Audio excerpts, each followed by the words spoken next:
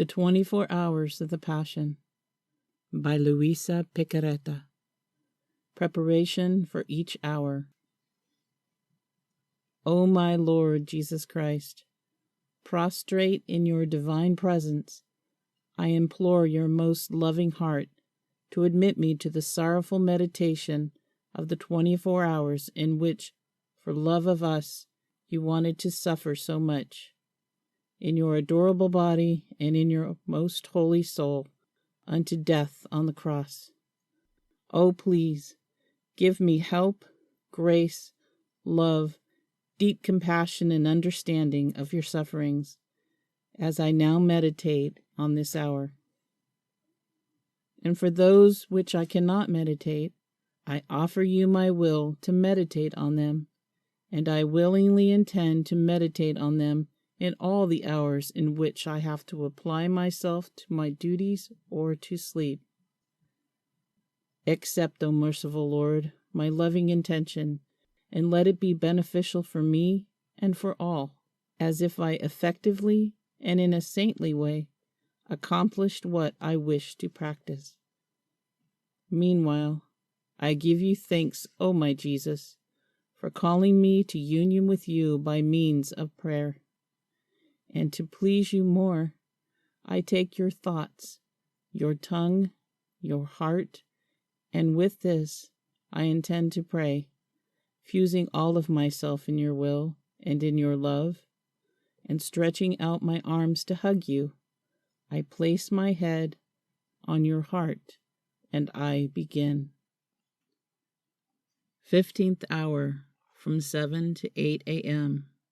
Jesus before Pilate. Pilate sends him to Herod. My bound good Jesus, your enemies, together with the priests, present you to Pilate, and faking sanctity and scrupulousness, because they have to celebrate the Passover, they remain outside the lobby. And you, my love, seeing the depth of their malice, repair for all the hypocrisies of the religious body. I too repair together with you.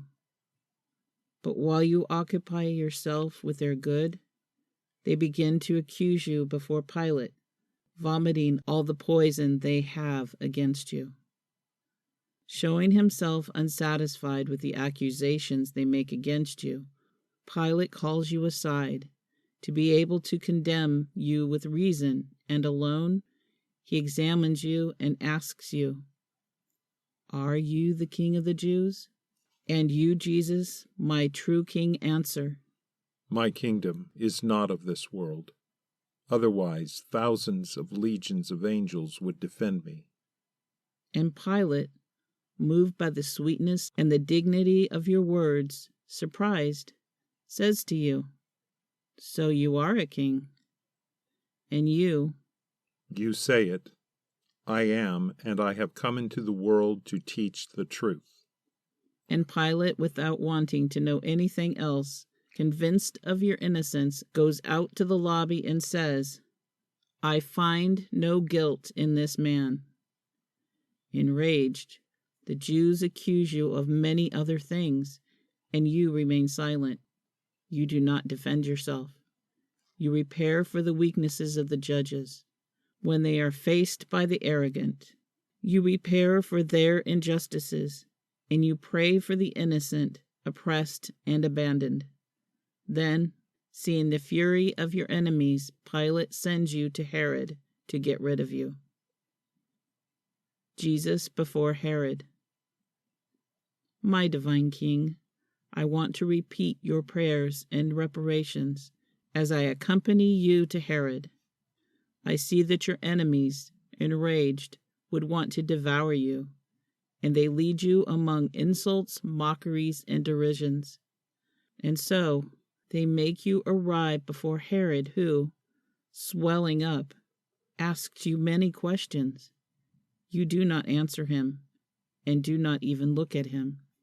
And Herod, irritated because he does not see his curiosity satisfied, and feeling humiliated by your long silence, declares to everyone that you are crazy and mindless, and he orders you be treated as such. and to mock you. He has you clothed with a white garment, and he delivers you into the hands of the soldiers, that they may do with you the worst they can. My innocent Jesus, no one finds guilt in you, only the Jews, because their faked religiosity does not deserve that the light of truth may shine in their minds. My Jesus, infinite wisdom, how much it costs you being declared insane.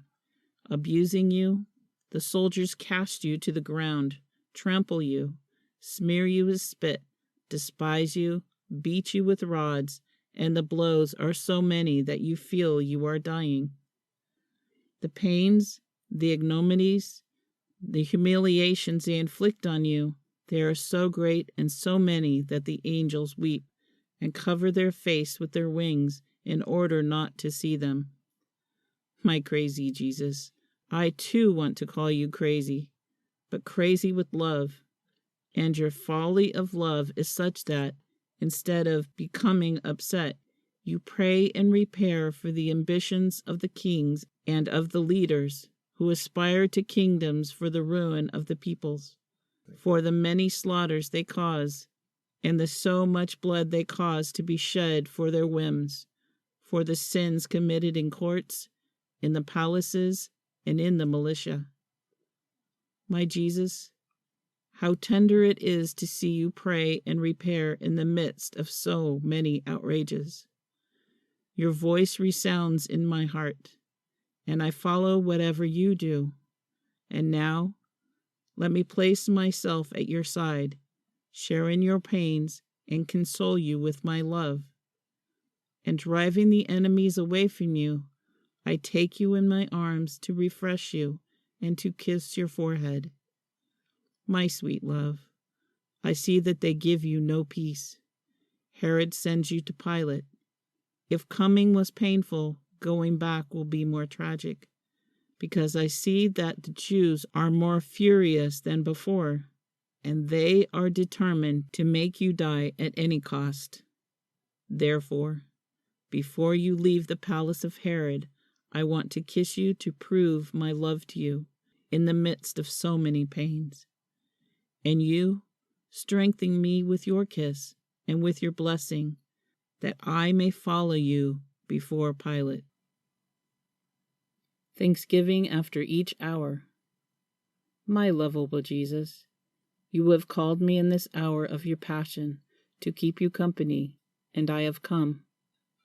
I seem to hear you praying, repairing, and suffering, in anguish and sorrow, pleading for the salvation of souls in the most touching and eloquent voices.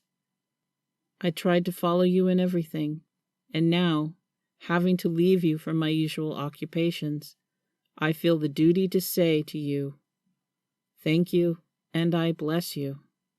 Yes, O Jesus, I repeat to you, thank you, thousands and thousands of times, and I bless you for all that you have done and suffered for me and for all.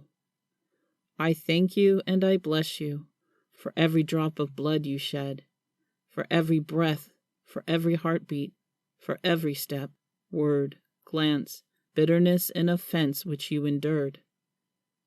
In everything, O my Jesus, I intend to seal you with a thank you and an I bless you. Please, O Jesus, let my whole being send you a continuous flow of thanks and blessings, so as to draw upon me and upon everyone the flow of your blessings and thanks. Oh, please, O Jesus, press me to your heart, and with your most holy hands, seal every particle of my being with your I bless you, so that nothing other than a continuous hymn to you may come from me. Reflections and Practices for the 15th Hour. Presented to Pilate in the midst of many insults and scorns, Jesus is always sweet. He disdains no one and tries to make the light of truth shine in everyone. Do we feel the same with everyone? Do we try to conquer our natural evil if someone does not sympathize with us? In dealing with creatures, Do we always try to make Jesus known and to make the light of truth shine in them? Oh, Jesus, sweet life of mine, place your word on my lips and let me always speak with your tongue. Clothed as a madman before Herod, Jesus remained silent, suffering unheard of pains. And we, when we are slandered, mocked, insulted, or derided, do we think that the Lord wants to give us a divine likeness? In the pains, in the scorns, and in all that our poor heart may feel, do we think that it is Jesus who gives us sorrow with his touch, who transforms us into himself with his touch, and gives us his likeness?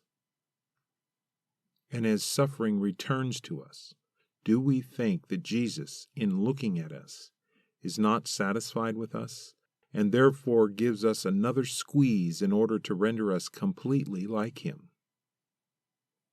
Following the example of Jesus, can we say that we have dominion over ourselves, that in adversities we prefer to remain silent instead of answering?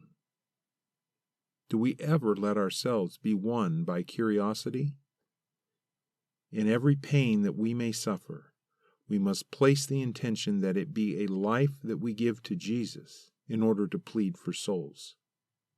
In placing souls in the will of God, our pain becomes a circle in which we enclose God and the souls in order to join them to Jesus. My love and my all, you alone take dominion over this heart of mine and keep it in your hands, so that in any encounter I may copy within me your infinite patience.